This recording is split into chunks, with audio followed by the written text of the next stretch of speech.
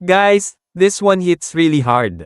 A few hours ago, heartbreaking news shook the online community, the passing of Emman Atienza, the beloved daughter of Kuya Kim and Felicia Atienza, and what made many people emotional was the heartfelt tribute posted by journalist and TV personality Gretchen Fullido, who shared how much Emman meant to her, calling her a ball of sunshine and the little sister I never had.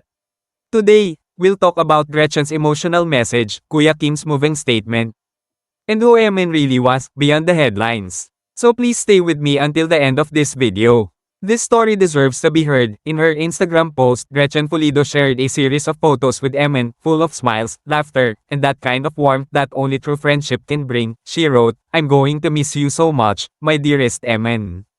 You were always a ball of sunshine and a little sister I never had. Rest in peace, Emman Sky. I love you forever." You can really feel the pain in her words.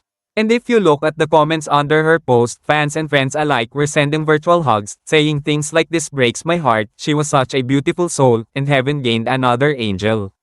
For those who followed Gretchen's career, you'd know she's usually full of energy and positivity, so seeing her express such raw emotion really touched netizens. Earlier, Kuya Kim and his wife Felicia Atienza also released a joint statement confirming the sad news.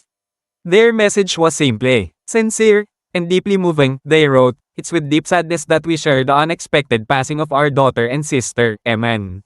She brought so much joy, laughter, and love into our lives and into the lives of everyone who knew her."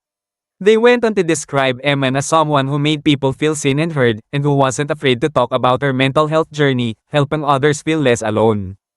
And honestly, that part struck a chord with many. In today's world, where mental health is still a sensitive topic, Emman's openness became a quiet source of strength for others. Let's take a moment to remember who Kuya Kim Atienza is, not just as a TV personality, but as a father. We've known him for his educational programs like Matanglawin on ABS-CBN, his weather segments on TV Patrol, and now as one of Jima's most respected hosts.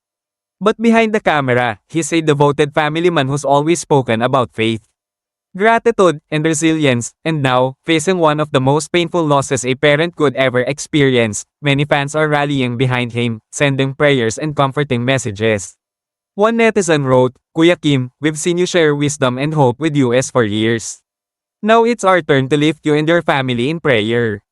What's touching is how Emman's story continues to inspire even after her passing. Her family's message encouraged everyone to carry forward the values she lived by: compassion, courage, and kindness, and it's such a powerful reminder. Sometimes the people who seem to bring the most light are the ones who quietly fight the hardest battles. If you scroll through Twitter and Facebook right now, you'll see countless tributes. One user wrote, "Emman's smile could light up a room. I never met her personally, but through her posts, you could tell she had such a pure heart." Another said, "Thank you for talking about mental health, Emman. You made us feel seen." And speaking of mental health, this tragedy is sparking conversations online about awareness, compassion, and reaching out. People are reminding each other to check in on their friends, to listen more, and to never underestimate the power of kindness. And maybe, that's exactly how Emman would want to be remembered, not through the sadness of her passing, but through the love she inspired in others.